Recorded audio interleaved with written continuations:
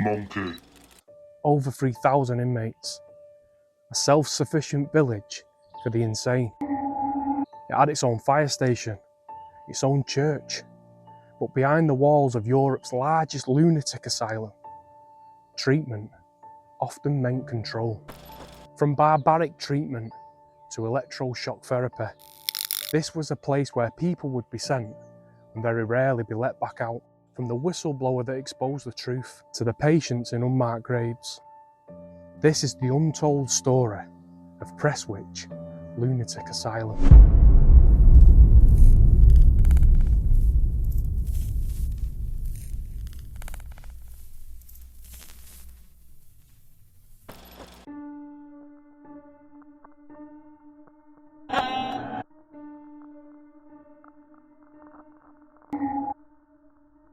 Prestwich Lunatic Asylum. A vast Gothic institution built for one purpose: to remove people from society. Those considered unstable, dangerous, and unfit to live amongst others. But what was created was something far bigger than that. By the early 1900s, over 3,000 people were living inside the walls, not visiting, living.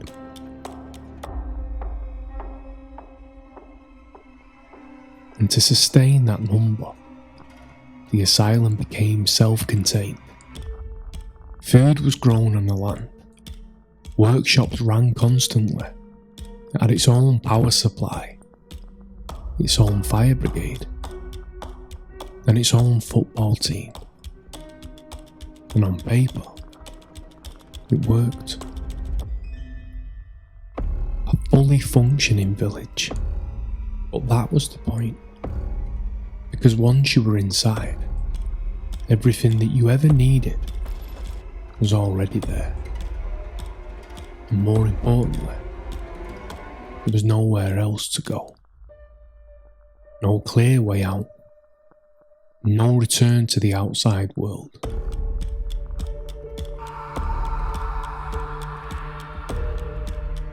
And over time, something began to change. Because when thousands of people were kept inside one place, cut off every single day, year after year, it stops becoming a hospital and becomes something else entirely. And the people inside weren't always what you'd expect. Because not all of them was violent. Not all of them was dangerous. Many of them were just unwell. Epilepsy could be enough to send you here. A breakdown. At the wrong time. In the wrong place. Could see you admitted. Men returning from war, struggling with what we now understand as trauma, or PTSD, were placed inside the walls of the building. Grief, depression, and what they called back then, melancholia. Even something as simple as heartbreak could be enough to see you put in the asylum. And for some, we can still see exactly how they was recorded. And one of them names was Sarah Ann Russell. She was just 24 years old when she was admitted to Prestwich Asylum on April the 1st, 1901. Her file still exists. A single page summarising her entire life. It states that she refused to eat and that she didn't know why. But it also records something else. That she was afraid that the people in the workhouse were trying to kill her. The fear was written down, and then it explained why. A simple word: mania. One single word defined her whole life. But at the same time, the record also tells us that her physical condition was poor. And when she arrived, she was covered in bruises on her arms, her shoulders, and her forehead. There was no explanation for them, no questions asked. Was she truly insane? Or was she afraid for a reason? Because those bruises had to come from somewhere. Maybe she'd really been through something serious, something traumatic, long before she ever reached the asylum. And what makes stories like Sarah's so hard to ignore is that we know exactly what was going on inside the asylum. Because in 1921, one of the doctors, Montagu Lomax, published a book, The Experiences of an Asylum Doctor, and he blew the whistle on the system and exposed what was truly going on inside. And it was something far darker than anyone could ever imagine. Patients were left starving, half naked, living in conditions that stripped them of any dignity, food that was barely enough to survive, and inhumane practices going on behind closed doors. They described one of the practices was known as behind the table, where patients were forced to sit for hours, sometimes entire days, pinned to one place, not treated, controlled. He wrote about the isolation cells. It was unheated, pitch black, where people were locked away for months, and as the treatment became more extreme, methods were introduced that today would be unthinkable, including the early forms of shock treatment.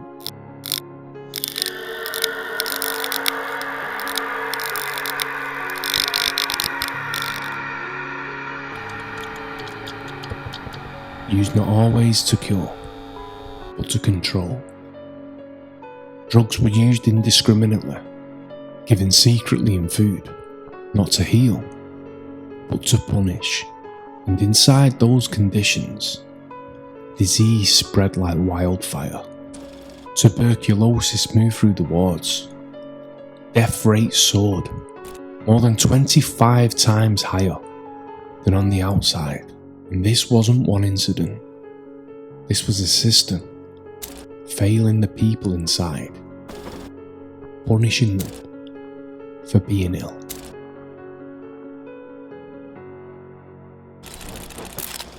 So, Montagu's book is out and it has caused a right stir. He's basically called out the whole organisation and blew the whistle on what was truly going on at this asylum. And if it wasn't for his book, you know, terrible things would have still been going on for decades. And they sort of sat and listened to what he had to say. The establishment sort of listened to what he had to say, and they couldn't believe it was true.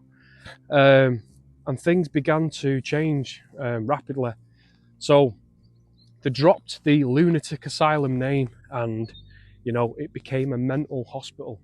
They dropped the name for the people that were in there. You know, they were classed as inmates, you know, like they'd done something wrong. They were prisoners, and that became patients. And these only seem little, but at the time they were groundbreaking. You know, these were big, massive changes, and it made them look at themselves. And for decades, you know, Prestwich Asylum tried to reinvent itself. I know that in the 70s it tried really hard. They basically revamped, they kept it as it were. You know, it's this big, massive, I think people forget how big it actually were. You know, this was a village within itself, contained within itself. You know, there was thousands of people working there, and obviously there as patients. It had its own cricket team, its own football team, it had its own church. You know, it was like a community within itself. And it's only, to me, a bit comparable. I know it's a bit far-fetched, like, but, you know, to like Shutter Island with Leonardo DiCaprio, like, it's an isolated place contained within itself, and you don't need to leave it, you know. But the horrors that were going on there, this is why people got away with what they got away with, because nobody sort of batted an eyelid. This was an establishment within itself. But like I say, the Prestwich Asylum over the years tried their hardest to come away from this sort of Victorian stigma, and they shown that they cared for the people. They were caring for the actual patients. They revamped the whole sections of the facility, and they had like their own discos, and they painted everywhere inside nice bright colours rather than this sort of drab Victorian style, these sort of doom and gloom sort of corridors. And they changed everything basically, and they offered, like I say, a football team, and there was activities all the time that they could do. There was discos, there was ballroom dancing, you know. They tried to make this as comfortable and as enjoyable for the patients as possible.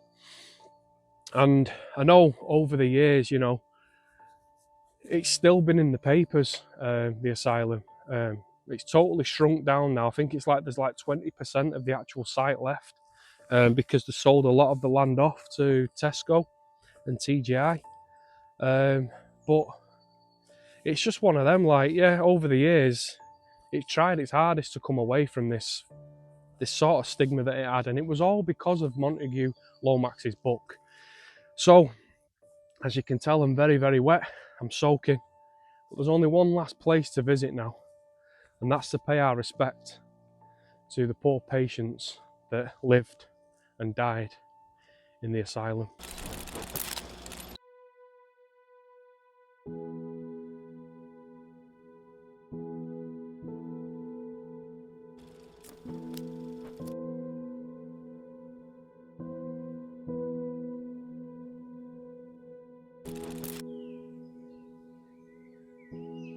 So I'm in St Mary's Churchyard in Prestwich, and I'm just going to take you over to this headstone here that's sort of on its own really. Now this headstone, I'll just read it out. It says, "In the memory of those patients of Prestwich Hospital who were buried here in this churchyard from 1851 to 1994. Now, these people were forgotten in life, you know. I'm not saying all of them up to 1994 got the same treatment, but I'm sort of referring to the ones who were mistreated, you know. They were forgotten in life. They basically went through torture, treatment, shock therapy, and if it wasn't for the whistleblower, Montagu Lomax, you know, we would never have known the extent of the torture that these people went through. Now, every single one of these people should be remembered, in my opinion. They should all have their own individual graves because they were individual people.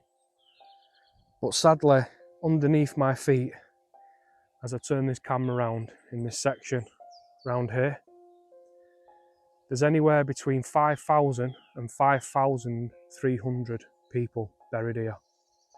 And they are all the patients of Prestwich Asylum. And like I say, you know, some of them were in there that never got out, from the slightest things of having epilepsy, of having PTSD, you know, war heroes, heartbreak, depression. People were ill-treated for the whole time that they were there. And I'm not speaking about the hospital like, you know, today, because it is still open. I'm not saying that they don't look after them today, or even in the, like, maybe the 80s and the 90s. I'm on about the ones who really did suffer, the people with no voices. They are buried underneath my feet where I'm stood, and they were forgotten in life. And sadly, it looks like, other than this headstone, there is no individual place for them to be remembered in death. But my heart goes out to every single one of them.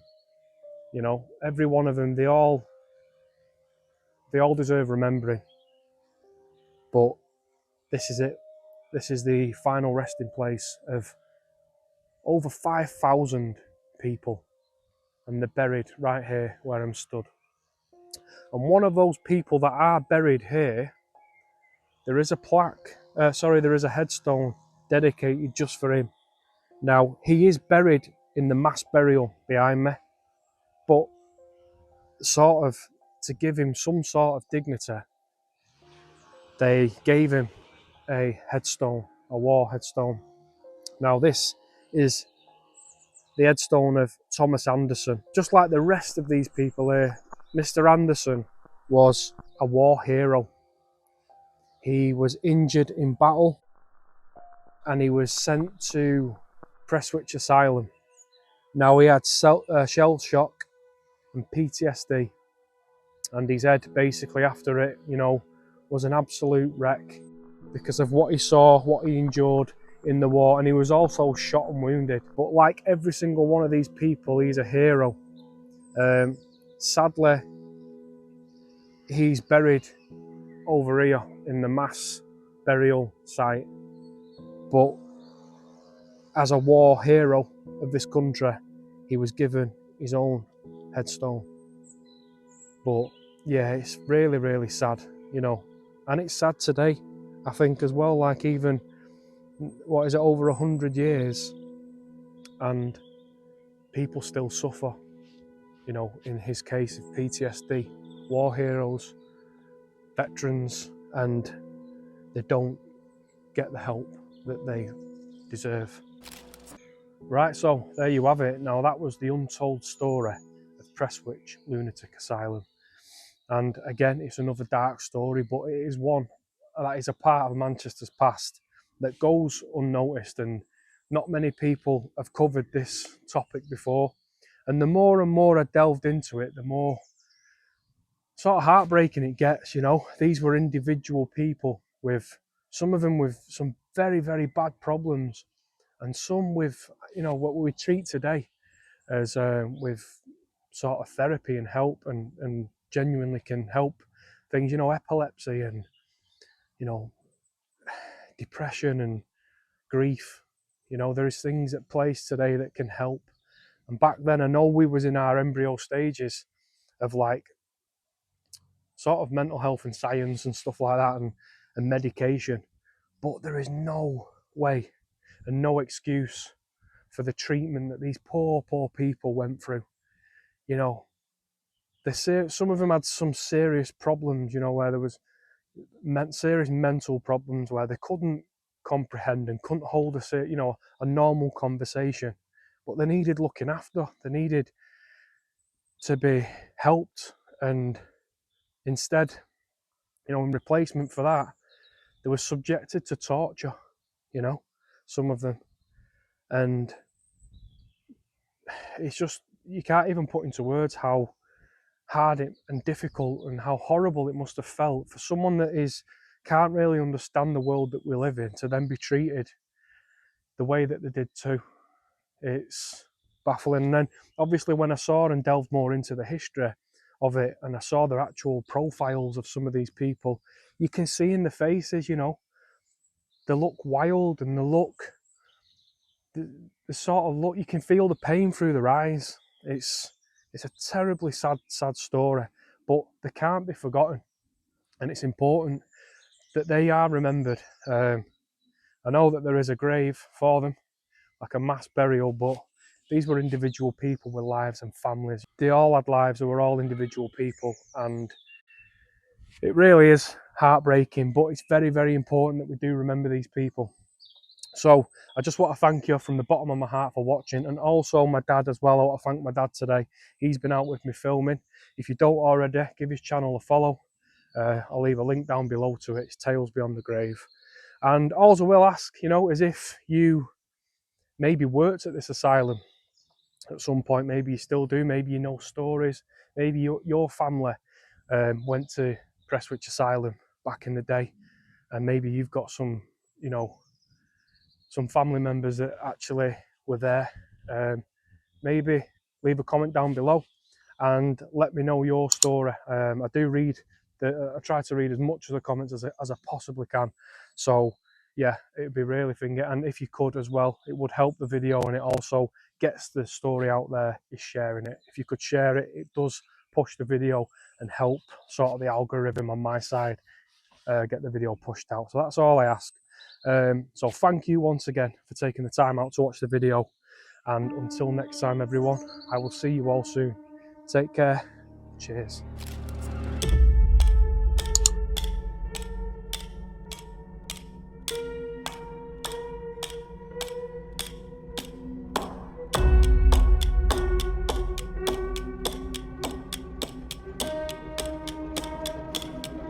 Monkey.